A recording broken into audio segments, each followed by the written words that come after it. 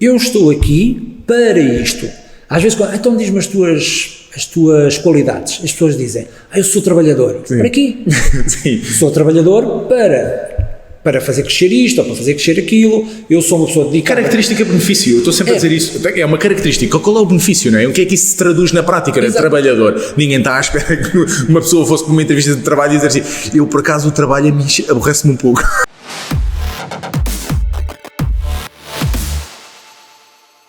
O meu convidado dispensa apresentações, mas para as pessoas que ainda não o conhecem, eu vou ler aqui a sua bio a partir do seu site, portanto é oficial. O Alexandre Monteiro é mestre em decifrar pessoas, profiler, palestrante internacional, autor de 2 best-sellers, este é o último, que é o meu, e que não é de agora, porque é da 6ª edição, e o Alexandre já me disse que vai na 17ª edição. E portanto, é coach também de celebridades, treinadores de alta competição, negociadores, líderes, influencers e políticos. E é alguém cujo trabalho eu admiro bastante e a pessoa também tenho vindo a conhecer melhor, e até tenho uma história curiosa para depois, não vou contar aqui, mas depois em modo de clickbait, depois vou fazer uma story no Instagram a contar uma ideia engraçada. E portanto, bem-vindo, Alexandre. Obrigado. Muito bem-vindo e muito obrigado por teres aceito este convite. A primeira pergunta que eu tenho para ti, eu acho que é a pergunta do $1 milhão, e é a pergunta que toda a gente quer saber, toda a gente, mesmo toda a gente, e não é porque a Ana Garcia Martins se vai falar outra vez com a Cristina Ferreira, não é essa. A pergunta do $1 milhão é: quando é que foi a última vez que a tua mulher... Olha uma indicador. Quando é que foi a última vez que a tua mulher te tentou pregar uma grande tanga e tu fingiste que acreditaste? Hoje. Podes dizer qual foi ou não? Não posso dizer qual foi, mas mais por causa para proteger ela. Tinha que falar com ela para... Sim. Mas é assim, um dos segredos do decifrar pessoas Sim. e de fazer o profiler é tu perceberes o que é que a outra pessoa está a fazer e muitas vezes ficares em silêncio. Porque o que acontece? Há uma máxima, muito no mundo da espionagem, a maior parte da minha formação vem do mundo da espionagem, que diz o seguinte: quando o outro sabe mais sobre mim do que eu sei sobre ele, Sim. ele domina-me. Quer dizer, que se tu souberes mais sobre mim do que eu sei sobre ti, tu dominas-me. Claro. Ponto. Ora, se eu sei mais sobre ti do que se eu sei mais sobre ti do que tu sabes sobre mim, eu domino-te. Claro. E então, quando eu abro a boca, eu estou-te a dar informação. Quer dizer que tudo o que eu estou a decifrar de ti é bom eu ficar com ele. Porquê? Porque se tu sabes o que eu penso, tu vais agir consoante isso. Claro. E quando tu sentes acusado ou quando te sentes decifrado, tu vais-te fechar. Sim. Até os comportamentos vão ser menos evidentes, os comportamentos vão ser mais desviantes. Por isso o ideal sempre, quando nós estamos a decifrar pessoas, é fazer aquilo que tu fazes. Abanar a cabeça e sorrir. Isto é o ideal. Nunca podemos dar ou dizer aquilo que nós estamos a pensar decifrar, a não ser que a pessoa peça. Claro. Agora, as tuas ações é que vão de acordo com aquilo que tu decifras. Quer dizer que tu vais para um lado, vais para outro. Tanto que, vou dar um exemplo, as pessoas para detectar a mentira, muitas vezes a primeira coisa que fazem é acusar. Sim. Ai, tu fizeste isto, tu mentiste-me, é a pior coisa que se pode fazer. Claro. Nós temos que perguntar é mais. Claro. Perguntar, porque quem pergunta, domina. Quer dizer, o bom de um decifrador é ver os sinais e fazer as perguntas. Ver sinais, perguntas. No fundo, os sinais são o GPS, sinais de GPS, e dizem, vou por aqui. E depois ficas com a tua leitura e ages de acordo a isso. E depois, ou continuas com a relação, ou então acabas a relação. Claro. Sabes que eu acho que a minha opinião é que as pessoas têm, para já, medo de fazer perguntas e não sabem fazer perguntas. E não sabem, pior do que estes 2 pontos, é gerir o silêncio. Sim. Não é? Porque as pessoas, não sei se é uma insegurança, não é? Porque as pessoas têm medo de ficar caladas, porque não sei se temem o julgamento, então vou falar, que é para não dar tempo da outra pessoa processar e me julgar. Nós somos péssimos a julgar o silêncio. O silêncio torna-se mesmo ensurdecedor, não é? Então as pessoas têm necessidade de falar. E acho que fazemos más perguntas. Sim, não é? E há uma coisa gira, de acordo ao silêncio, uma das formas de detectar a mentira também é silêncio. É calaste, fazes a pergunta e calas-te. A maior parte das pessoas nem ouve a resposta e depois claro que não consegue detectar nada. Claro. Mas de acordo com aquilo que tu estavas a dizer, o silêncio tem 2 leituras. Ou insegurança, acaba por ser sempre insegurança, porque é ou necessidade de poder, a questão porque o faz é que é diferente. Sim. Ou necessidade de poder, ou necessidade de ser ouvido. Porque quando tu falas e interrompes muitas vezes outra pessoa, é sinal de poder. Mas quando tu o fazes com muita frequência, é sinal de insegurança. Quer dizer que tu queres poder, mas não o tens. Como não o tens, vais compensar com excesso de interrupções. Ou então, quando tu não és ouvido ou não és reconhecido, também tens necessidade de falar. Mas tu não achas que é muito mais inteligente da parte, mesmo quem quer liderar ou estar por cima, não é? Não achas que é muito mais inteligente ter a percepção de que menos é mais neste caso e que quanto mais informação conseguires absorver e ouvir, melhor podes preparar a tua oratória para o próximo... Não, isso seria, a partir do ponto de vista de quem quer poder... um poder pensado e estratégico, não um poder irrascível e sanguíneo, não é? Seria muito mais inteligente pensar de que deixa-me estar caladinho, que até já está para pensar na 3 jogadas à frente neste xadrez. Mas é que as pessoas têm sempre essa necessidade, interrompem para demonstrar, mas a mim, eu não vejo isso como demonstração de poder, vejo só como descontrole. Sim, mas só que há uma frase que é: o ego impede a aprendizagem, o ego cega. Mas são 2 frases. A questão é que o ego impede a aprendizagem. Quando estás em modo de ego, quando estás em modo de insegurança, tu entras em stress. E a tua parte racional tende a ficar afetada. Sim. Quer dizer que tu entras em parte emocional. Sim. E a parte emocional, quando começa a gerir tudo isto, tu não vais refletir sobre os teus comportamentos. Não refletes. Então, interrompes. E quanto menos te ouvirem, mais vais interromper. Porquê? Porque estás em modo emocional. Claro. E então, a questão toda chama-se ego. Porque o ego nasceu porquê? Para nos proteger. Quando nós estamos feridos, ou então, quando nós estamos feridos no sentido de reconhecimento ou de atenção, o ego diz: atenção, tu precisas de mais reconhecimento, mais ego. Então ele vai compensar. E quando entra aqui esta questão de ego, a emoção apodera-se todo o pensamento de raciocínio e a partir daqui tu deixas de ter razão. Por isso é que as pessoas interrompem e nem sabem que interrompem. A questão é que nem sabem que interrompem, não sabem que gritam, não sabem que usam o poder pela hierarquia. Eu não estou a gritar! É gritar. É que isto acontece. E o grande desafio é o ego, porque nós o que queremos é amor. Claro. O nosso ego é faminto de amor. Quando tu não tens o amor que queres, tu entras em dor. E quando entras em dor, os comportamentos normalmente são parvos. Claro. Isto tu vês no trânsito, vês no dia-a-dia, vês nas empresas, vês nas famílias. Sim.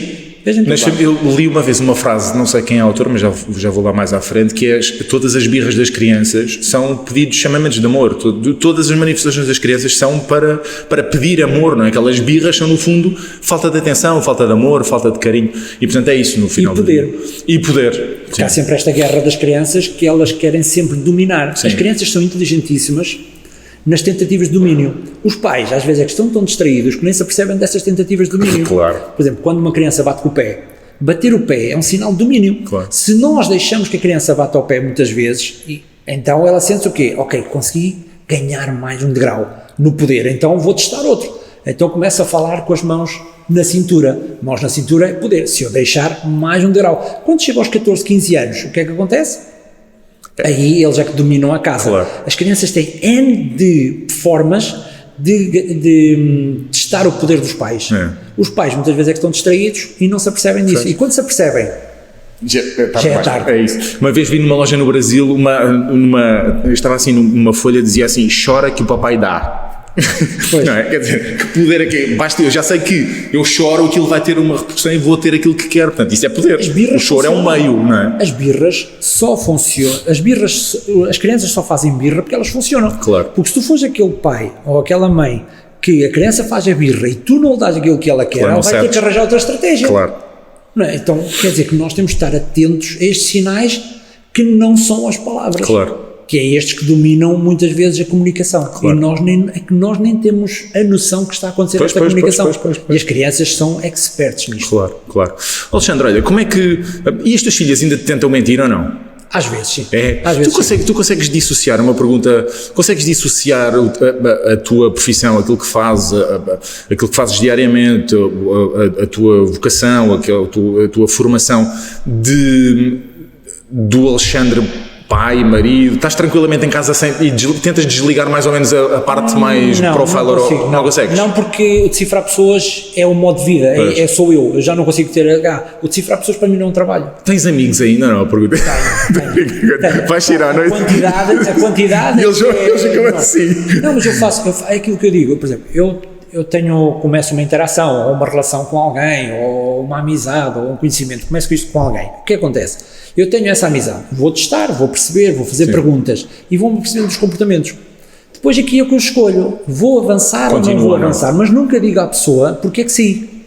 Digo, olha, agora não posso, claro, se calhar estou a mentir, se calhar não, de certeza que estou a mentir, não posso, não me dá jeito, agora tenho outro compromisso, mas vou-me afastando, não vou pôr a pessoa em xeque, não vou estar a criar desconforto na pessoa, que não faz sentido nenhum. Claro.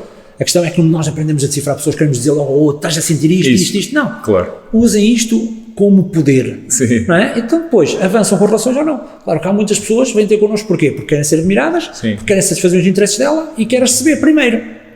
E como queres receber primeiro, o que acontece? Depois as coisas não funcionam. Claro. Quando tu estás em modo de tirar só, as relações não funcionam e não são boas para ti.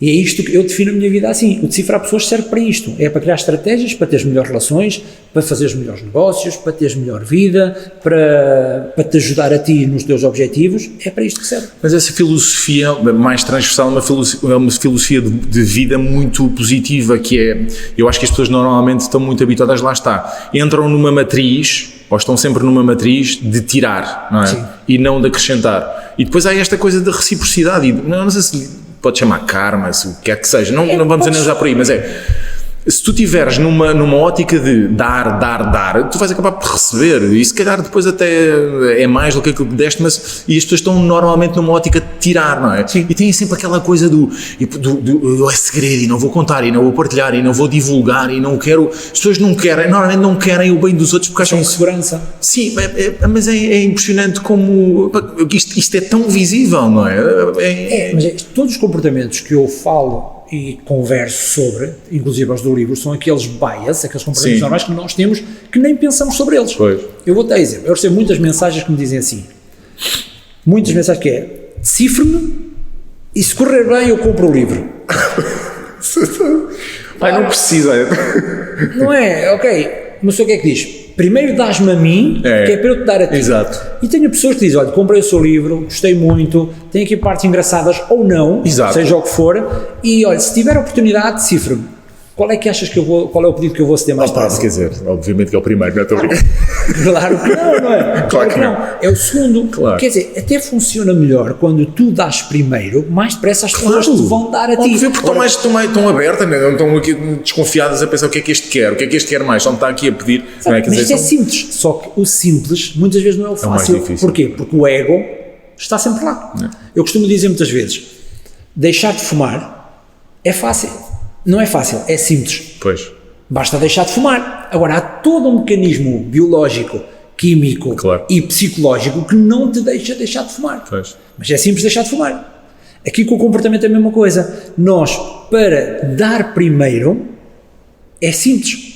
É fácil? Não, porque há todo um comportamento biológico, evolutivo, químico e psicológico que não de crença e de cultura, se calhar também, não é? Culturas, educação, traumas. Uma espécie de escassez intelectual e emocional, quer dizer, eu não vou dar, porque senão depois isto acaba, não é? Quer dizer, agora vou enaltecer o trabalho dele, porque depois isso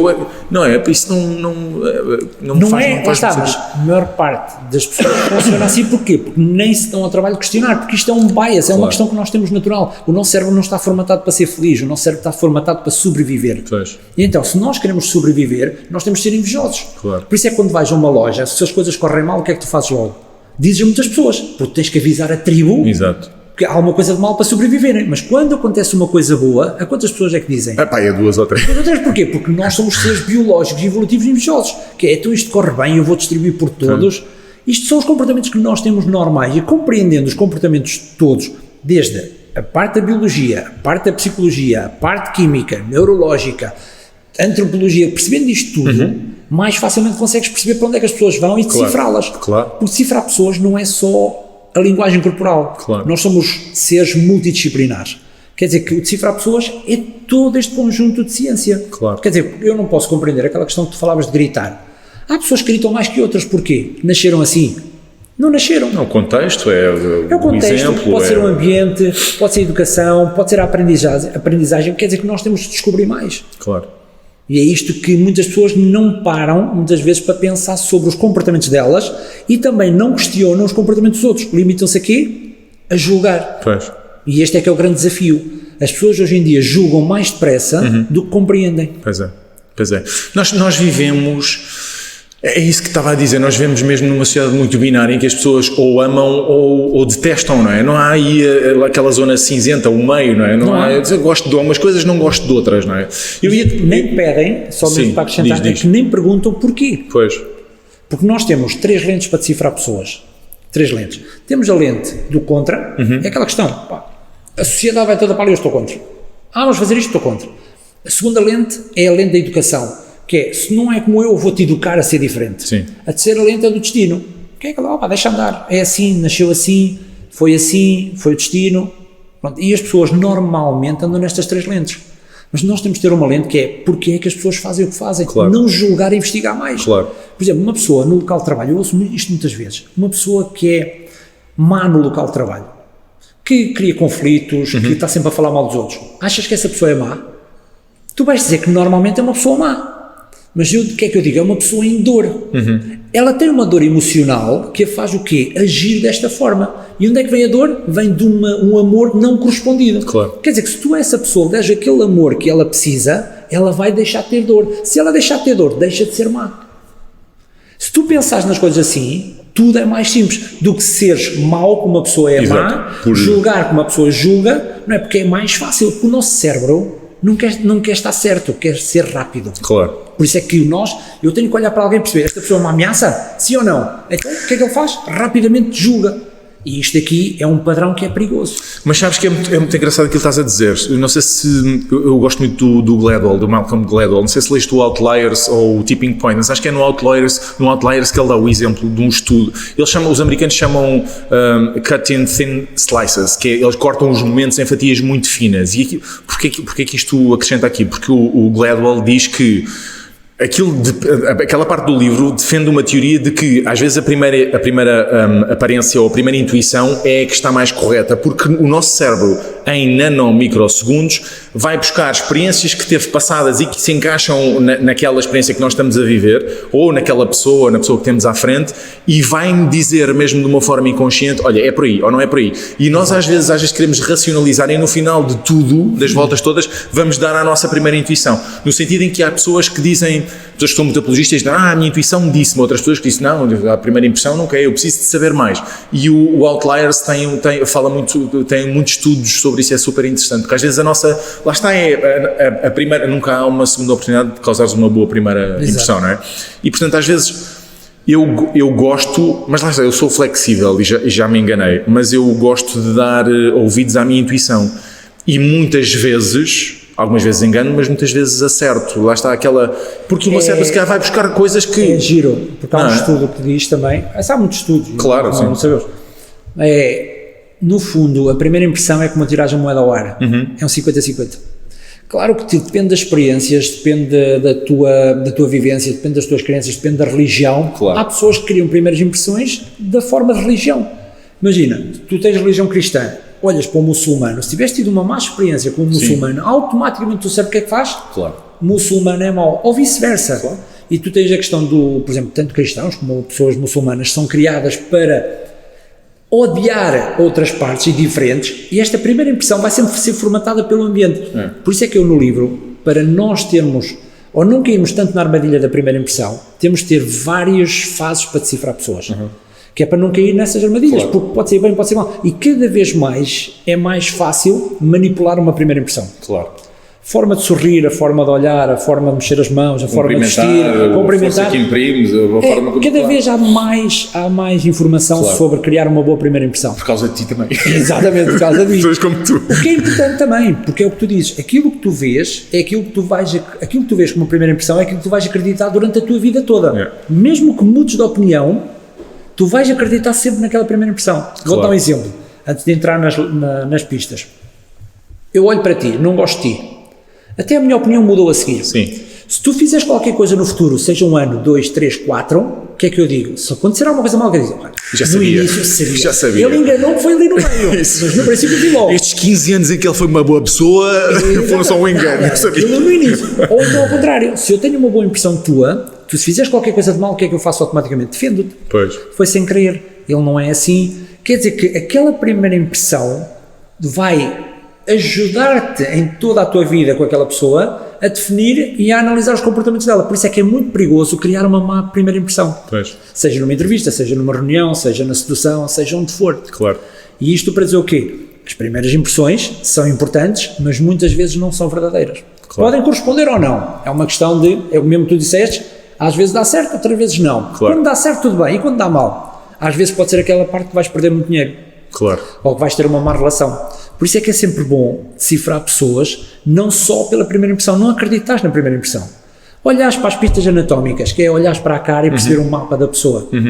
Então, primeiro, olhar para as pistas especiais, perceber se a pessoa tem algum problema ou não de saúde, se tem algum síndrome autista ou não. Por exemplo, autistas têm um grande desafio em comunicar. Muitas vezes são percebidos como agressivos, como maus, como não gostam de comunicar. E não, tem o síndrome autista, é um síndrome. Claro. Tens que ver isso. Depois é que vais para as pistas dinâmicas. Bem, e tu no que diz respeito ao autismo, desculpa interromper-te, tens até do ponto de vista clínico e médico, o autismo é diagnosticado por exclusão, não é? Não é isto. Depois há aqueles, há traços, há sinais característicos de autistas, não? Aquele flapping, o andar em bicos de pés, aqueles movimentos, visual, sim, desviar o olhar e tudo mais. Mas um clínico e um médico, antes de diagnosticar, e o espectro do autismo, como sabes, é grande. Então.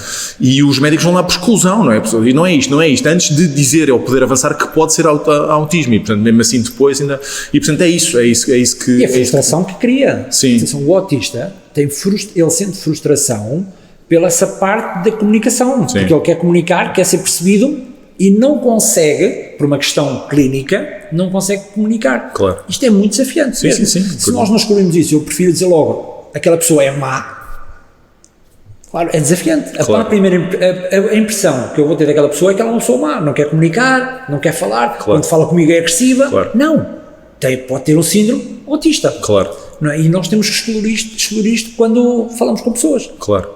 Pronto. E esta é exclusões. Depois, pistas dinâmicas, que é toca na cara, mexe os pés, mexe as mãos, faz microexpressões, tens tudo isso. Depois tens as pistas ambientais, a forma como vestes, acessórios que tu usas, como é que está o teu carro, como é que está a tua casa, o relógio, se está certo, não está certo, chegas cedo, não chegas cedo, tens tudo isto para analisar, até as redes sociais. Claro, sim. Que é também as pistas online, também podes cifrar. Quando tu tens toda esta informação, tu muitas vezes sabes mais sobre a pessoa do que ela sabe sobre ela. Pois, porque tens uma percepção de fora, não é?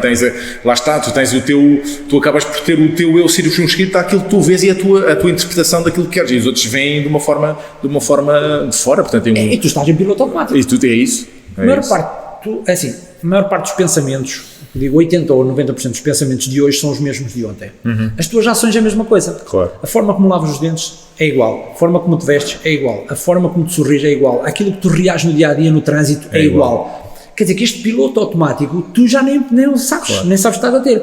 Agora, quem tem a percepção de todos estes sinais vai-te ler o piloto automático. Claro. Não é ler quando a pessoa está em modo consciente, sim. Aí consegues disfarçar, mas tu não consegues disfarçar todo o tempo. Claro. E então é extraordinário ver isso. Tu consegues ter, a semana passada estava a falar sobre isso, que é, tu numa conversa, independentemente do contexto, pode ser até num contexto de entrevista de trabalho, pode ser num contexto de gravar um podcast como estamos aqui a falar os dois, porque eu tendencialmente faço isto, eu sempre que estou, e não é preciso ser uma coisa formal, sempre que estou a comunicar com alguém ou a falar com alguém, eu consigo, e não quer dizer que seja uma coisa, que o falar seja algo orquestrado, mas eu consigo ter a noção de quase de uma experiência extracorpórea de como é que eu estou a falar contigo agora e percebo que estou a movimentar mais as minhas mãos, estou a falar de uma forma mais tu sentes isso normalmente, como é que está, que impacto é que está a ser a forma como eu comunico, ou tu já tens uma linha tão definida da tua comunicação que já não pensas sobre a forma como a tua comunicação está a ser percepcionada pelo outro? Isso é giríssimo isso, porque nós, para alterar a comunicação, nunca alteramos nos sintomas, alteramos na origem. Quer dizer que a forma como tu comunicas não tem a ver com os sinais, tem a ver a forma como tu pensas. Sim. Quer dizer, quando tu queres alterar os sinais, quando queres alterar a forma como comunicas, tens de trabalhar primeiro a forma como pensas, trabalhar as tuas inseguranças, trabalhar os teus medos, trabalhar os teus receios, trabalhar as tuas qualidades. Quando tu trabalhas isso tudo, automaticamente o corpo reage. Claro. Agora, há gestos que eu vou anulando pelo treino. Sim. Há gestos que eu vou fazendo mais pelo treino. Ou muletas, há muletas verbais, não é? Muletas verbais, então tenho muitas. A minha praia é mesmo não verbal. A questão é que nós podemos usar gestos o que eu faço é ter consciência dos gestos quando eu quero fazer sentir alguma coisa. Sim. Ou quando há uma guerra de poder, quando há uma guerra de empatia, guerra no sentido de uma luta, porque nós andamos sempre em lutas inconscientes, eu aqui tenho noção dos gestos que faço. Pois. Quando é para influência, quando eu quero ganhar território, quando eu quero que tu gostes mais de mim, quando eu quero que tu me ouças mais, tens essa percepção. Esta tem a percepção porque é uma estratégia. Claro. Agora, de resto na comunicação, não. Claro. Qual é que é a percepção, este pequeno é engraçado, qual é que é a percepção, digo eu, que é engraçado, qual é que é a percepção que tu achas que as pessoas têm de ti, da tua pessoa? Não faço a mínima ideia. Nunca pensaste sobre isso? Não. Eu tenho uma percepção sobre ti que, lá está, é diferente porque eu conheço-te enquanto figura pública, não é? E conheço-te um bocadinho melhor fora desse circuito.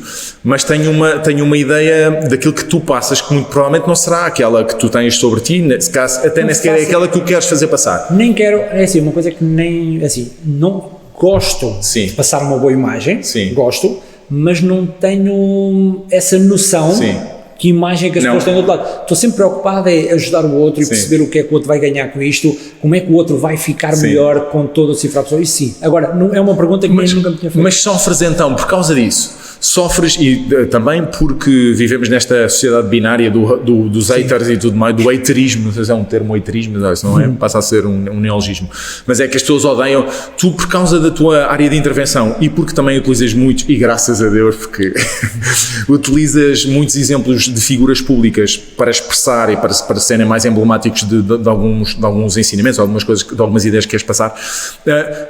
Como é que lidas, ou tens noção de que existem às vezes algumas pessoas que possam, não é minimizar nem menosprezar o teu trabalho, mas é que não tendo consciência do impacto, quer da comunicação, quer da forma como podemos comunicar, quer da parte da antropologia, da sociologia, do estudo que está envolvido nisso, lidas com esses haters a dizer, está bem, aquele formado em light, no outro dia li de uma pseudo influencer um comentário acerca da tua pessoa, vamos ligar a uma pessoa que é formada em light to me, não sei o quê. Sim. Mas como é que tu lidas com essa às vezes, essa descrença? Compreendo. É normal. É assim, de uma forma, quando eu não conheço tudo, eu tenho duas hipóteses. Ou vou saber mais, ou vou criticar. Pronto. E depois depende de cada um, mas compreendo. Eu não ligo muito a isso, não. Trabalhas as tuas seguranças. Estou mais focado em dar do que propriamente receber da rede. Boa. Eu costumo dizer muitas vezes, eu gosto de amor, mas não preciso de amor. Claro. Adoro que as pessoas gostem de mim, não gosto que as pessoas não gostem de mim, mas não preciso disso. Agora, claro que, porque é que essa pessoa colocou, eu até acredito que tenha sido no da pipoca. Até acredito que tenha sido. Provavelmente foi, assim. Agora temos que perguntar, porquê que nesse contexto, nesse contexto. Deve ser. Porquê é que essa pessoa disse isso? O meu pensamento não vai de acordo com aquele comentário é para mim ou não.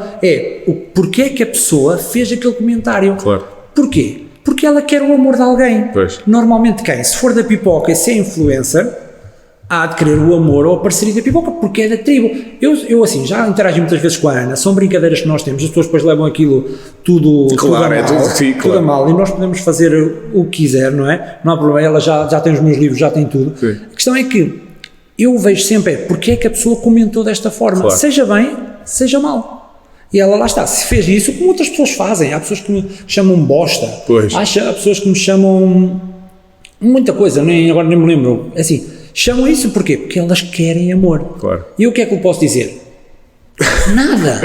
Há uma frase muito gira que eu ouvi que é assim, eu nunca vi uma abelha a explicar a uma mosca porque é que o mel é melhor que a merda. Pois. Nunca ouvi. Pois. Por isso, tu estás com essas pessoas a explicar-lhe o poder de decifrar pessoas, o que é que pode potenciar na vida delas, o que é que pode ajudar na vida delas, não vale a pena, porque elas querem amor do outro lado. Claro. Mas houve alguma pessoa que fosse... pela qual tu tivesses mais consideração e que pensasses melhor, ou que tivesses mais consideração e que pensasses que fosse se calhar um bocado intelectualmente mais desenvolvida ou até mais flexível a nível de julgamento e que te tenha se calhar desiludido um bocadinho com alguma opinião menos educada a teu respeito ou não? Não, porque eu compreendo as pessoas que falam, eu compreendo porque é que o fazem.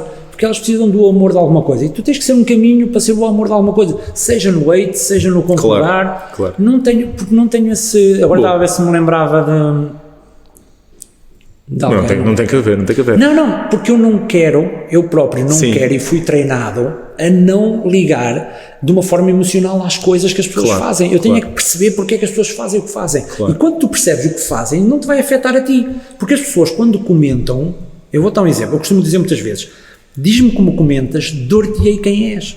Dor-te-ei, quer dizer, a forma como eu comento, eu sei a dor da pessoa, e se eu compreendo a dor da pessoa, em vez de eu ter raiva da pessoa, vou ter pena da pessoa, compaixão. Ou vou ter compaixão, ou então vou querer ajudá-la. Mas é o que eu digo, explicar às moscas porque é que o mel é melhor, muitas vezes não funciona. Eu faço muitos testes, às vezes na rede, responder a pessoas para perceber se elas querem aprender.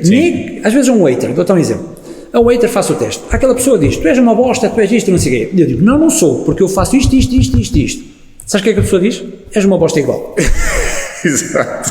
Toda a energia que tu gastaste... És uma bosta vezes 2 e a bola é minha e agora vou para casa. E depois sabes o que acontece? Vou-te bloquear. Exato. Depois há outras pessoas que ouvem aquilo da bosta e vão vão também comentar. Então já és bosta exponencial. Claro. E o que é que isto faz? Gastas energia, gasta tempo e não dá resultado nenhum. Mas tu ainda assim és super responsivo digitalmente. Tu és muito responsivo, respondes e respondes no sentido de responder. Se for para construir e ajudar, sou. Mas também sou mestre em bloquear. Claro. Aquelas pessoas que tu bloqueaste, bloqueei. O espaço é meu. Claro. Em minha casa só entra quem eu quero. Claro. E eu, que eu digo, gosto de amor, mas não preciso de amor. Claro. Se for uma crítica construtiva, por exemplo, aquela crítica construtiva, olha, isto aqui não é bem assim, porque há blá blá blá blá, ok, vamos falar, vamos conversar, até dou um número de telefone para falarmos. Agora só dizer, isto é uma bosta, isto é não sei o quê, sei o que mais, vou gastar. Sim. Nós temos 3 recursos que são finitos. 3. Tempo, energia e dinheiro. Claro. Dinheiro, recursos, dinheiro. Se tu, em qualquer ação que tu faças, perdes estes 3, não é uma boa ação. Quando tu respondes a um hater, tempo, não te vai nada. Tempo, gastas. Energia, gastas. Dinheiro, não ganhas nenhum. Claro. Quem vai responder a fazer o quê? Claro. Essa é uma boa... Isto aqui é o que a CIA ensina. A CIA tem, quando os operacionais vão para o terreno, eles quando vão definir uma ação, eles recorrem sempre a 3 recursos que são limitados. Que é tempo, energia e dinheiro. Quer dizer, eu vou para esta ação, vou ganhar tempo? Não. Vou ganhar energia? Não. Vou ganhar o resultado, o dinheiro é resultado. Vou ganhar alguma coisa com isto? Não. Então não faço. Agora, e vou investir tempo? Vou ganhar tempo? Assim, como é que é? Não. Gasto tempo, poupo energia. Isso. É bom. Ou então, vou investir dinheiro para ganhar tempo e para ganhar energia? Vou. Claro. Isto faz sentido. Agora, perderes os 3, que é energia, tempo e dinheiro, não é uma boa ação. Claro. Responder a um hater, ou seja, o que for. Até no trânsito é a mesma coisa. Sim. Olha lá, diz-me uma coisa. Back in the days, como é que surgiu este interesse por decifrar pessoas? Como é que foi aquele momento, a virada de chave em que tu decides, é por aqui que eu quero, este é o meu propósito? E se uma pessoa pode ir bater à porta da Mossad e dizer assim, olha, eu quero aprender, como é que acontece esse processo? É tudo um processo de construção. Sim. Quer dizer, como é que isto começa? Com uma paixão, como todos nós temos heróis ou pessoas que admiramos de criança, a minha paixão é Sherlock Holmes. Boa. Então, Sherlock Holmes, que não é que ser detetive, é olhar para as pessoas e perceber muito mais sobre elas através dos sinais, da roupa, da forma de estar, dos sapatos, de tudo, se tem lama, se não tem lama, se conduz, se é destro, se é canhoto, é saber isso tudo. Sempre fui fascinado, sempre como autodidata. Ler livros, na minha altura não havia internet. Sim. Livros. Em Portugal vou para a universidade, aprender o quê? Gestão, porque não havia nada, porque na altura ainda era educado ao quê? Tem que ser seguro, tens que ir tirar um curso, isso são loucuras, tu não podes seguir a tua paixão, por isso não é seguro. E acabaste gestão? Acabei gestão e fui trabalhar em gestão, só que depois desisti logo, porque não estava de acordo com aquilo que eu gosto. Claro. E eu, é assim, das 2, 3, ou procuras segurança ou vais atrás dos sonhos. Uhum. As 2 coisas ao mesmo tempo não é fácil. Claro que tu vais ter que pagar o preço. Tens que pagar o preço, que é, quando segues os teus sonhos, pagas 2 preços. Muito trabalho e insegurança. Uhum. E depois já ouvi uma frase que diz assim... Insegurança e incerteza, não é? Insegurança do que é a questão. Sim. O mês é maior do que aquilo que tu ganhas, podes ter clientes, podes ter pessoas que gostem de ti, podes ter haters, podes ser cancelado, podes ter muita coisa, podes ser tudo. Mas também podes ter o contrário. Claro. Não é? Como o nosso cérebro, como está programado para o medo e para se proteger, então vai pensar mais daquilo. Por isso, seguir os sonhos tem isso. Então eu decidi, com a minha mulher, seguir os sonhos. Então, a partir daqui foi construir formação, até chegar às Mossads da nossa vida, a CIA, a FBI, a MI6, aqui depois é por convite. Como é que, isso é uma pergunta um bocadinho mais à frente, mas faço já, porque acho que está contextualizada. Como é que continua, eu tenho a certeza que continuas a estudar, quer dizer, tenho a certeza, não tenho, mas desconfio que continuas a estudar, mesmo que, é isso, tens um processo, como é que estudas, segues um método, como é que fazes? Eu sou muito metódico, ainda na sexta-feira estava a preparar a minha agenda da semana, porque estava a preparar do mês e não, tenho que dedicar mais tempo ao estudo diariamente, que vai desta hora até esta hora e depois esta parte da gestão e depois esta parte da parte do conteúdo. Eu sou muito metódico nesse aspecto e portanto o estudo ocupa, eu estudo todos os dias, todos os dias e gosto muito de saber, de conhecer outros processos, outros métodos, que eu estudo a fazer o opinion. O Abdel estava-me a dizer que descobriu uma aplicação que entra aqui em umas ondas artesianas que te põe a trabalhar 3 vezes, não sei o quê. E qual é que é o teu método e o que é que o estudo ocupa na tua vida? É assim, primeiro, informação, conhecimento. Ter muita informação sem ação é igual a bola. O ideal é informação geral em conhecimento. Qual é o meu método? É temas. Vou procurar a melhor formação sobre aquele tema. Não tenho um método de dizer assim, vou estudar a 1, 2, 3, porque eu sou obstinado. Sim, eu percebo. Pelo conhecimento, eu sou capaz de estar em formação 12 horas por dia. Eu percebo. Não é? Se a formação 12 horas mais 12 são 3 dias, são 12 horas vezes 3 dias. E isto é brutal. E eu consigo estar ali a escrever, a testar. Mas também sou capaz de estar a ler um livro, se calhar 1 hora. Não tenho um método para te estar a dizer, se não houver nada programado. Agora, tenho assim, durante este mês, eu vou saber tudo o que posso saber sobre este tema. Porquê? Porque é outro programa que nós temos. Quando eu dou 1 mês para saber tudo, eu vou aprender tudo num mês. Se eu der 6 meses para saber tudo, vou demorar 6 meses. Eu faço isso com 1 ano, pá, eu faço ao ano. Este ano vou saber tudo, depois é isso. É muito tempo. E outra coisa, tem a ver com prioridades, também se aprende na espionagem, que é, não podes fazer tudo ao mesmo tempo. Tu tens de decidir qual é a prioridade que tens de acabar agora. Sim. Porque se vais definir todas as prioridades ao mesmo tempo, não acabas há sobrecarga ou saturação de tarefas, que chama-se mesmo saturação de tarefas. E então, tens que dividir aquilo em partes. E começa sempre pela que é mais fácil. Para quê? Para não gerar saturação. O que é que fazes? Tens 10 temas para aprender. Mais fácil ou mais prazerosa, se calhar, não é? Pode ser prazerosa, mas pode ser mais fácil ou mais rápida de fazer.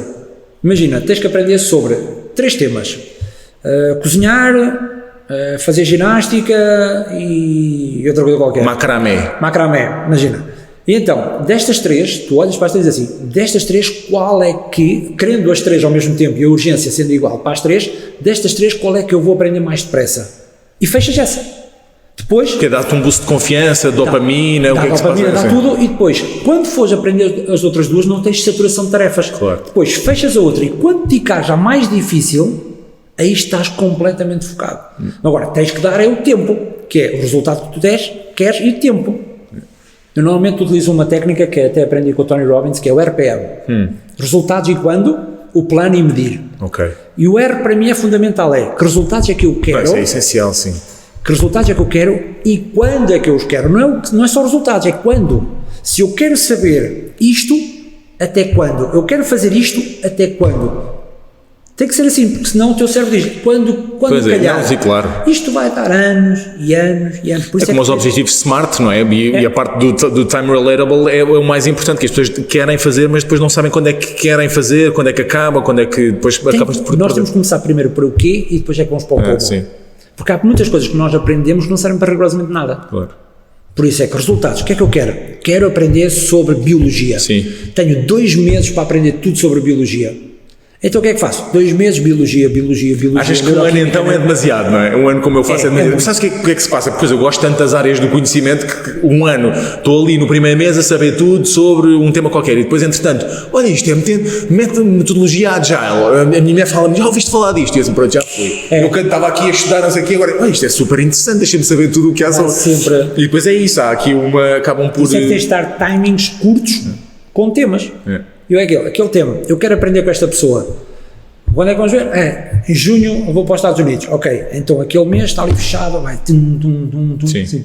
Boa. Olha, Porque senão, porque se tu reparares, vais aprender 12 temas, se deres um mês a cada tema, sabes aprendes pouco 12 sobre temas, nada. É isso. sabes pouco sobre nada, claro, porque acabas por saber tudo e ter curiosidade, e o nosso cérebro o que é que faz? Como é focado em novidade, que é outro bias, Pois. o que é que faz? Tudo o que é novo, se eu não tenho foco, se eu não tenho o foco, qualquer coisa que apareça ao lado, e no comportamento humano isto é fenomenal. Mas achas que coisas novas a sair. Mas achas que isso é extensível a toda a gente ou a perfis comportamentais distintos? Eu tenho um perfil comportamental eu sou muito early adopter, mas também tenho muito de experiência. Eu sou muito early adopter, que é tipo, mostra-me uma coisa e é a experiência. Isto é decidir. Isso. Eu estou, é novo, faz-me sentir, apela aos meus sentidos, eu vou, não é? Exato. E eu não meço muito o risco da coisa, não sou muito analítico no sentido de, tá bem, o que é que eu vou ganhar com isso? Não, pois. Já fui, estás a perceber? Ganhas sempre alguma coisa. Isso não, se ganhar, ganho, quanto mais não há feedback negativo, não há sempre feedback, independentemente de ser negativo ou positivo, há sempre feedback.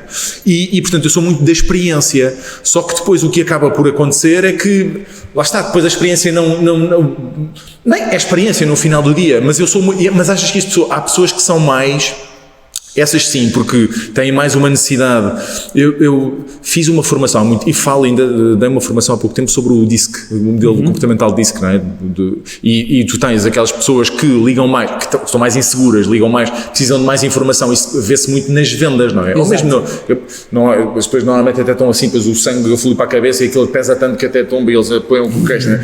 E portanto, há pessoas que não decidem de um dia para o outro. Eu decido às vezes em 3 segundos. Porque a questão é que eu compreendo o DISC, eu uso o DISC também, Sim. mas o DISC é mais uma ferramenta para... Isso. Porque há várias etapas no comportamento humano. Nós não podemos decifrar uma pessoa só por um método, só por uma forma. Sim, não, sim, nós temos de ter, vou dar, acho que são 4 etapas, que é, primeiro, a tua essência.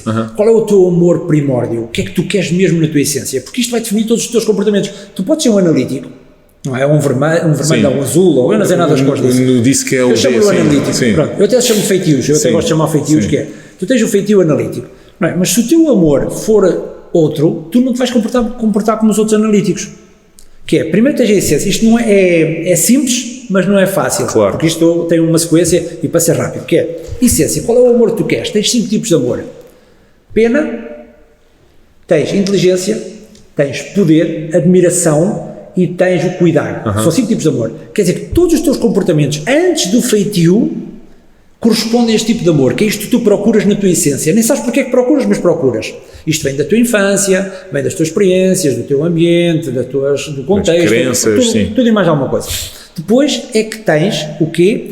As tuas necessidades primárias, que é o quê? Segurança, variedade, que isto aqui até se aprende muitas vezes no Tony Robbins também, segurança, variedade, reconhecimento e ligação, que é amor. Depois tens isto, quer dizer que estes já são 2 juntos. Claro. A seguir tens os feitios, que é a forma como tu comunicas, analítico, expressivo, amigável, autoritário. E depois tens a forma de decidir.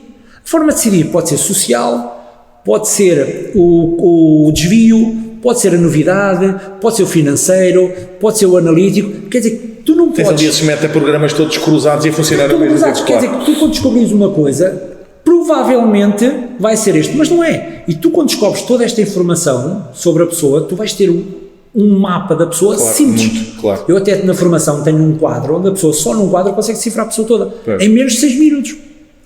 Às vezes na formação estou a passar um vídeo, passado 1 minuto e meio as pessoas já preencheram o quadro todo. E isto é brutal. Mas não podes decifrar só pelo DISC. Claro, o DISC, o analítico, é o que tu dizes. O analítico é uma pessoa que não gosta de arriscar. Tu és metódico. Ok. Tu és analítico. Não, mas decide rápido. Não. Sim. Tu és uma pessoa que decide na novidade, és um analítico que decide na novidade. Sim, mas depois tenho um OCD funcional, portanto, quer dizer, tenho as coisas, procuro controle, não é? Em muitas áreas da minha vida. Exato. E portanto, tenho perfis diferentes mediante vários contextos, várias situações. É isso. E começamos por falar em política. Tenho uma pergunta para te fazer, que é, treinaste ou treinas políticos? Houve algum, eu não preciso que digas, não quero exemplos, depois é isso, mas houve algum caso de um político em que tenha chegado às mãos e tu disseste assim, bem, é um caso perdido? Não. Não, nenhum? Boa, ainda bem. Não, porque essas pessoas já têm experiência de comunicação, é sempre mais fácil trabalhar com elas porque elas já estão habituadas a expor-se, já estão habituadas a falar e aí não... Claro. E pelo exemplo positivo, quem é que tu consideras um exemplo? Bem, se estrategicamente, de uma ótica profissional, não te for conveniente, mas acho que tu és aberto nesse sentido, pela positiva, quem é que tu achas que é ou parece ser, ou comunica de uma forma mais carismática no nosso panorama? Quem é que colocarias? Eu ia te perguntar, carismático, poder de comunicação e segurança. Quem é que transmite mais carisma, mais segurança e mais confiança? A nível nacional não te vou dizer, porque temos a questão sempre das emoções. Sim. Não é? Porque as pessoas que gostam de um lado político vão dizer logo, olha, ele é isto. Sim. Se eu digo outro, eles vão dizer, é isto. Sim. E eles lá dentro dizem, olha, eu logo vi que ele estava a trabalhar com este. Ou logo, não, por exemplo, ele é que ele paga. Sim. A nível nacional eu não te posso ser, mas a nível internacional é o Obama, sem dúvida, sem dúvida. Sim. Boa, ele trabalha muito bem, tem toda uma equipa a trabalhar. Claro, tem toda uma entourage, é isso que eu te ia perguntar, ok. Mas a nível é muito desafiante. É o que eu digo, fazes uma análise do Benfica, és benfiquista. Fazes uma análise do Porto, és portista. Se é do Sporting, és sportingista. É muito desafiante. As pessoas nem estão ao trabalho de ver o que é que está tudo no Instagram, no mural, que é, fazes do Benfica, nem vem cá, se calhar 3 ou 4 análises do Porto, ou seja o que for, não, és logo benfiquista. E tu hoje em dia tens isso resguardas-te mais nesse sentido? Sim. Nesse sentido sim, mais... É assim, eu digo o que está lá. Sim. Eu digo o que está lá. Ponho o que aparece nas notícias, ponho o que é o dia-a-dia. Se aparece mais assunto do Benfica, eu vou colocar mais do Benfica, não posso ir inventar. Mas há aqueles grunhos que dizem, eu sabia que ele era do Porto, vê-se mesmo que é do Porto, não é? Aqueles grunhos que... Mas é que eu não posso estar assim, imagina, o Pinto da Costa não aparece. Eu não posso estar a dizer, olha, apareça para falar qualquer coisa. Não é? Porque o Pinto da Costa trabalha esta questão do silêncio. Sim. Não é? Na altura, o Varandas, aparece o Varandas a falar, eu vou decifrar o Varandas. Se houver... O Varandas é um comunicador. Mas se houver, exato, se aparece o Rui Costa, aparece o Rui Costa, não é? Eu não posso sugerir o que é que vai aparecer e o que é que vai nas notícias, eu não vou filmar as pessoas para aparecer, por isso é que se calhar numa altura vai aparecer mais de um, e dos políticos é a mesma coisa, políticos, seja quem for, o que der nas notícias é aquilo que eu vou decifrar. Claro. Olha, vou-te lançar um desafio, pode ser? Um exercício. Então, vamos fazer um exercício que é, lembra-me disto agora no caminho para cá, vamos ver se corre bem. Eu vou-te contar 2 histórias, uma é verdade e uma é mentira. Não funciona. Não. Opa, cara, eu tinha... Sabes porquê? Porquê? Porque o detectar a mentira, tu tens que ter esse sentimento que vais perder alguma coisa. Sim. Se não tens esse sentimento que estás a perder alguma coisa, não funciona, porque o teu corpo não vai reagir. Caraças. Bem... Não dá. Ok. Porque detectar a mentira é mais complexo do que um simples sinal. Há todo um método que tem que ser aplicado e tem que fazer as perguntas certas, tem que se fazer, e tu tens que ter medo de responder a mentira. Porque se não tens este medo, o que é que acontece? O teu corpo está no bom, não vais fazer nada. Exato, sim. Por isso é que aquelas pessoas que acreditam na mentira são melhores mentirosos. Percebo-te, claro. Porquê? Porque não têm medo das consequências. Claro. Lembras-te das histórias mais assim, recentes ou contemporâneas da televisão portuguesa, uma dos que até virou meme, foi bem recente, se calhar tem para uns 5 ou 6 anos. Lembras-te daquele programa da Máquina da Verdade da TVI? Sim, eu adorava aquilo. E então foi lá um artista nacional, que hoje em dia até acho que está um bocado mais virado para a parte internacional, na sua área de intervenção e de espetáculo, que se chama Carlos Costa, que sabes quem é? Sei. Tem uma figura assim meio andrógena e tudo mais. Então o Carlos Costa foi à Máquina da Verdade com a Fátima Lopes e então o Carlos Costa ligaram-no ao polígrafo e a minha pergunta, eu não te vou pedir para comentares o Carlos Costa, obviamente, tem a ver com o polígrafo e compartilha. E então era se ele era acusado de prostituição. E então lembro-me perfeitamente da cara da Fátima Lopes de Ginásio e a máquina, ele disse, já se prostituiu? Ele disse, não, nunca. E a Fátima Lopes, a Máquina da Verdade diz que, o Carlos Costa diz que não se prostituiu e a Máquina da Verdade diz que é mentira. E ele depois faz uma cara assim de admirado e que ele tipo virou um meme na internet. Eu tenho 2 perguntas, que é, a primeira, se quisermos analisar, qual é o grau, se existe um grau, ou se é possível avaliar um grau de veracidade num polígrafo? O polígrafo, não. O polígrafo que decifra emoções, não decifra mentira.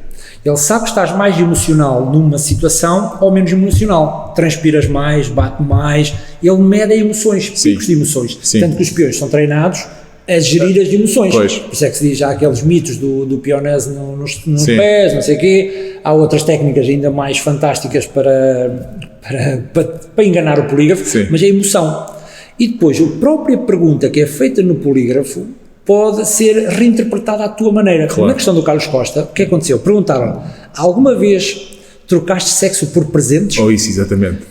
Isto é uma pergunta muito desafiante, porque Pois. nas tuas relações pessoais... E é aberta, é muito aberta. É muito não aberta. E se te reparares, essas perguntas eram mesmo destinadas para queimar as pessoas que lá estavam, Pois. que é, alguma vez trocaste sexo por presentes?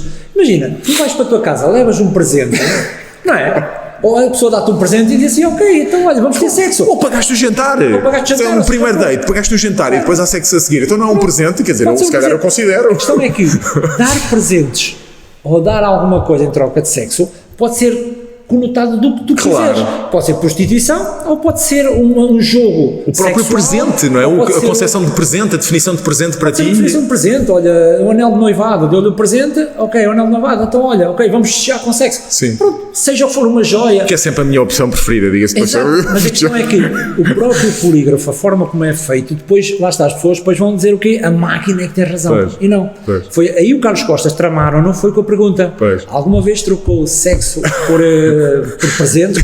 E ele respondeu, por isso é que ele fez.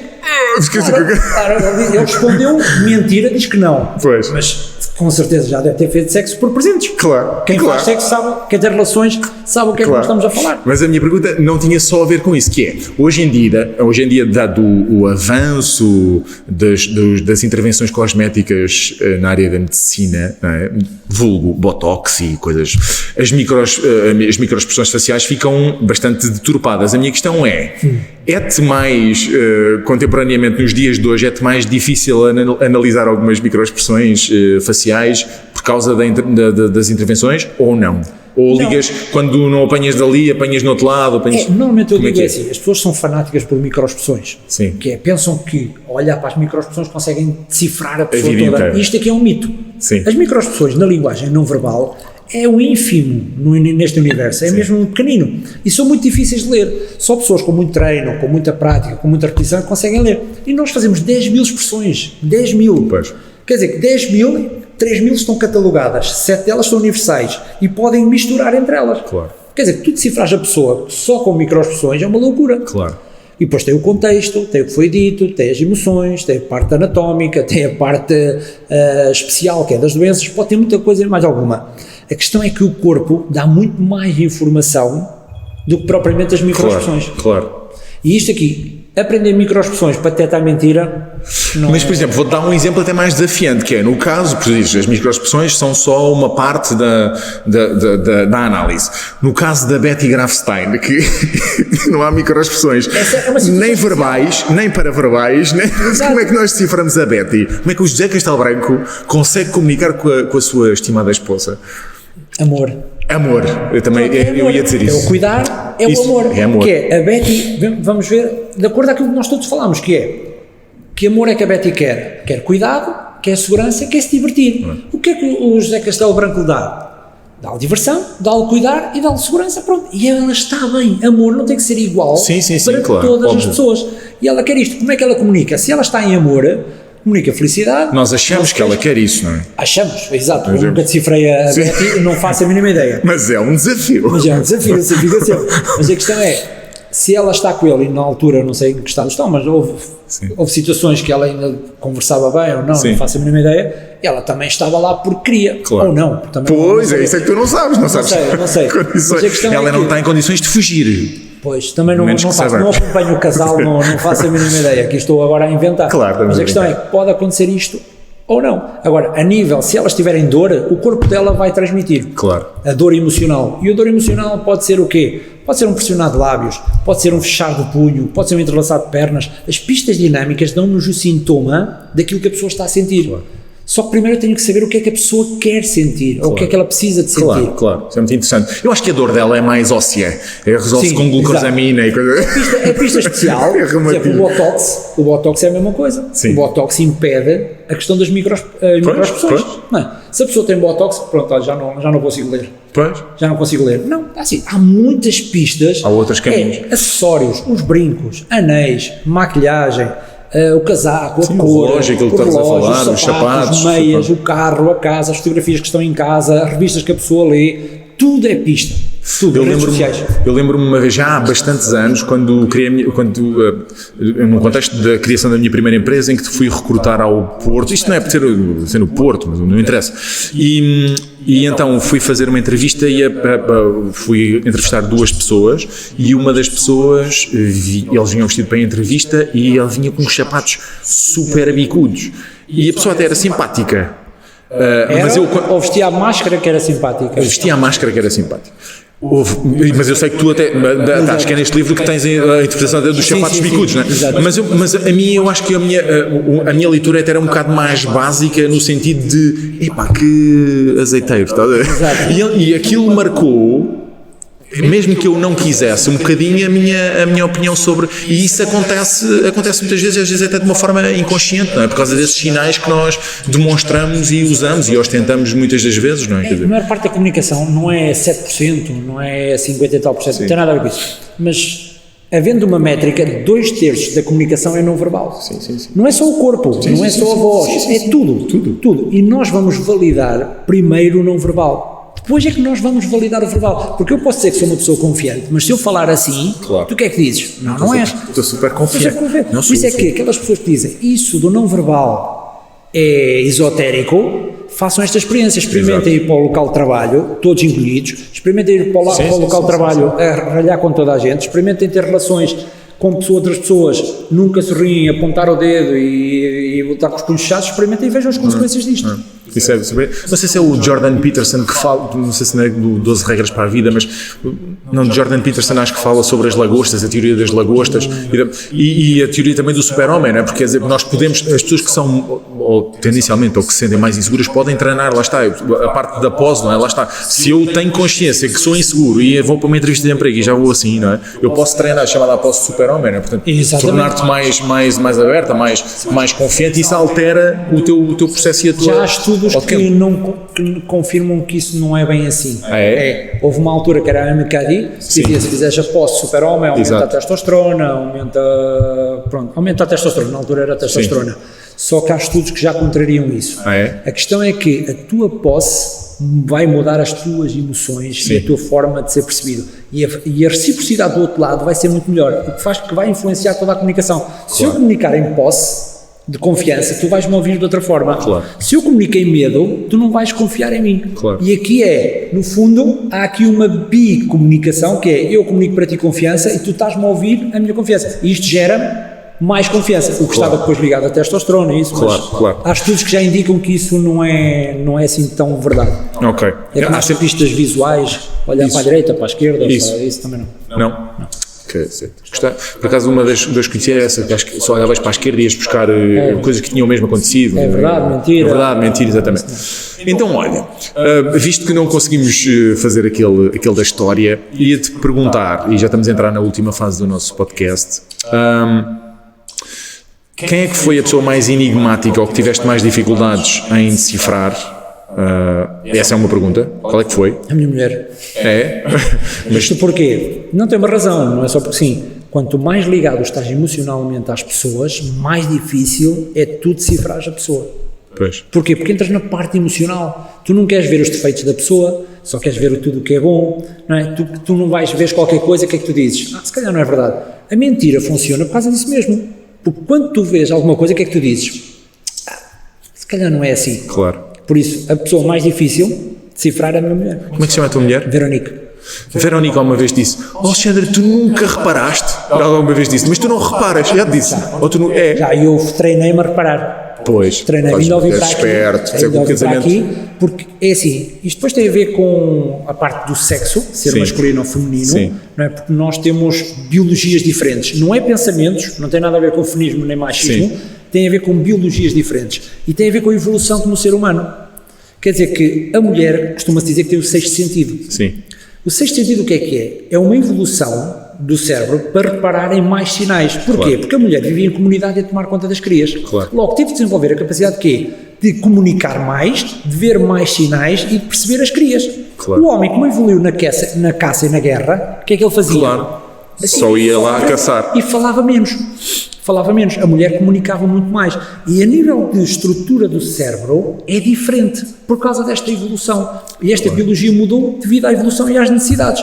Por isso é que nós somos piores reparadores, tendencialmente, é um padrão, há sempre desvios, e as mulheres são muito mais atentas aos sinais. Não é? Tanto que a mulher tem uma visão muito melhor, de forma abrangente, nós temos uma visão mais focada. E a questão do multitasking também. Melhor à noite, as mulheres conduzem pior à noite. Eu digo sempre que a culpa é das cavernas.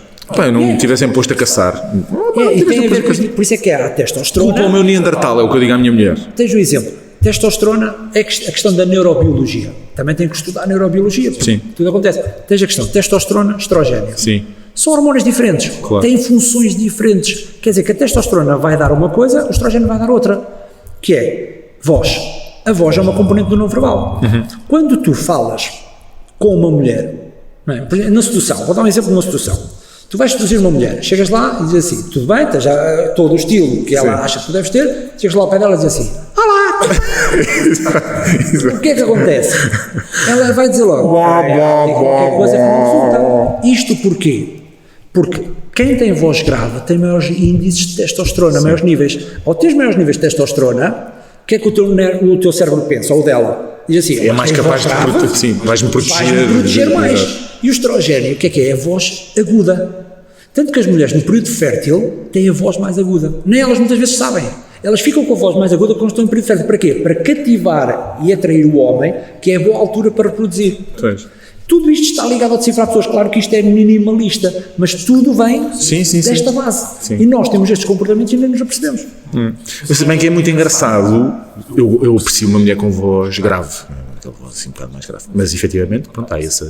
Mas aprecia, depende dos teus valores para apreciar. Porque pode ser na sedução ou pode ser na competência. Isso. Porque se for na competência, é melhor a voz grave. Porquê? Porque gera segurança, gera força. Agora, na sedução, se calhar a voz aguda atrai mais. Estou a dizer, é sempre padrões e depende do que tu estás à procura. Como tu já estás casado, se calhar a tua parte da reprodução é um bom sinal para a tua mulher. Tu estás a dizer isto é um bom sinal para ela, não é? Quer dizer que fechou aqui para obras, então tu estás preocupado em quê? Em procurar conhecimento, poder, aquela parte da liderança, isto tu estás preocupado. É isso, boa. Então olha, agora cenários rápidos para terminar. Falámos sobre entrevistas de emprego e vamos continuar aqui neste campo. São 3 complementares, mas dispares. Entrevistas de emprego, 3 coisas a não fazer numa entrevista de emprego, enquanto a pessoa que está a concorrer e não enquanto recrutador. 3 coisas que eu nunca devo fazer. Nunca fazer, cara séria. Sim. Cara séria, não olhar olhos nos olhos. Boa. E vestir-se à sua maneira. Boa, ok. Agora estamos num primeiro date, não é? Vamos conhecer aqui uma pessoa, é a primeira vez que... 3 indícios de que a outra pessoa gosta de mim, que eu consigo reparar e que dizer, isto está a correr bem. Sorrir. Sim. Rir. Sim. E inclina e toca. Ok. Há diferenças, por exemplo, fala-se muito não, mas existe aquela teoria de que no caso das mulheres, quando a mulher mexe no cabelo... Depende de como mexe. Ok. Mas as mulheres normalmente procuram admiração, os homens também, mas para a questão evolutiva, e então têm tendência, quando querem ser percebidas como mais atraentes, desviar o cabelo. Sim. Não é sinal de interesse, porque o sinal de interesse tem que vir com o punho, com o pulso visível, porque eu posso mexer no cabelo e isto é sinal de ansiedade. Pois. Isto pode ser aqui um indicador falso. Ou de que não vais cortar o cabelo há muito tempo e clicar-te para os olhos. Também pode ser. Mas a questão é, por exemplo, há mulheres que fazem isto com o cabelo, estão sempre a enrolar. Isto não é um indicador de interesse, isto é um indicador de ansiedade. Pois. Há uma... Eu gosto muito mesmo, quer do trabalho, quer da pessoa em si, porque acho que é uma mulher super interessante. A Guta Moura Guedes tem, estás a ver quem é? Sei que é a diretora do Mood, tem um tique que me perturba, que ela está a falar e mexe, coça assim sempre a mesma parte da cabeça. Pois, coça sempre a parte... repetitivos indicam ansiedade ou nervosismo. É uma coisa que quanto mais repetitivo for, mas quanto mais repetitivo for, quanto mais frequente for, maior é o nível ansiedade, maior é o nível de nervosismo. E a ti, porque é que te afeta mais? Lembras-te da voz grave? Sim. Tu procuras poder, procuras segurança. E aquilo dá-te o contrário. Logo entras em dor. Engraçado, é bom. E então, repetindo, 3 indícios: rir, sorrir e tocar, não é? Ok, boa. Porque é o tocar na mão, ou tocar nas costas, tocar na cara, são bons indícios de interação. E quando existe um toque na mão e a outra mão... Ui, isso é uma técnica, exato. Isso é uma boa técnica para testar. E uma boa técnica para testar a pessoa, naquele primeiro date, tu não conheces a pessoa. Sim. Uma boa técnica para tu saberes que uma pessoa Hoje em dia, num primeiro date, muitas vezes não conheces mesmo a pessoa, só conheces através do Tinder. Exato. Mas a melhor forma é, convidas a pessoa para jantar ou para almoçar. Sim. E ver como é que essas pessoas tratam os colaboradores do restaurante. Pois, tem uma história muito engraçada. Aí é onde tu conheces verdadeiramente a pessoa. Tenho uma história muito engraçada que vai... E até há uma coisa gira para contar a tua história, é, por exemplo, em entrevistas de trabalho, também se faz isto muitas vezes. Por exemplo, vai uma pessoa com livros e o candidato entra, deixas cair os livros, vê a atitude que o candidato ou a candidata tem. Exato, fica a olhar com riso, olha, apanha. Exato. Olha, eu vou contar porque a minha mulher conhece esta história, porque eu já contei como, muitas vezes com um exemplo do que não fazer e de como aquilo foi, para mim foi mesmo agora quer dizer, é uma expressão que eu detesto, que é o abro-olhos, mas aquilo foi muito um momento marcante para mim. Eu estava com a minha, bem, dizendo ex-namorada, estamos a recuar a 1999. Estava com a minha ex-namorada e com a irmã dela e o seu respectivo namorado, estávamos os 4 a almoçar fora num restaurante italiano e a empregada veio, a senhora a moça que estava a servir veio, trazia banana split, eu nunca mais me esqueci disto, trazia banana split, derrubou a banana split. Nós namorávamos há 8 meses sensivelmente e eu tinha uma visão dela muito biased ainda na altura, embora fosse na parte já mais para o final. Deixou cair o banana split e a minha namorada disse: ouça, como é que é possível isto ser a sua profissão e deixar cair isto? Que incompetência é isto? Que não sei o quê. Olha, e eu comecei assim a desaparecer na cadeira. Agora não vou fazer não, mas isto já não tem problema, Pai, aquilo para mim foi tão... Sabes o quê? Aquilo foi um carimbo de... Eu não quero estar com uma pessoa assim, uma pessoa que não tem respeito. Ainda por cima era uma coisa que foi um azar, percebes? Mas foi tal e qual isso. Isso é normal. Se queres conhecer as pessoas, é nos restaurantes, dá-lhe poder, dá-lhe álcool ou dá-lhe dinheiro. Pois, e todos juntos se for possível. Se deres todos juntos, então vais perceber a pessoa. Que grande festa. É a melhor forma de decifrar pessoas, é dar grande... Levas a almoçar uma pessoa bêbada, isso. Não é? Dá-lhe dinheiro e diz que ela é que manda. Isto parece uma desvia de solteiro, não sei porquê, assim de um momento para o outro. Então, olha, e o último cenário que é... agora aqui, se calhar numa ótica, pode ser de família, mas também de emprego, que é como é que nós conseguimos, quais é que são, não, duas até, também numa primeira relação em que ainda não conhecemos muito bem a pessoa, qual é que são aquelas red flags em que há ali aquele check, se calhar não vai haver segundo encontro.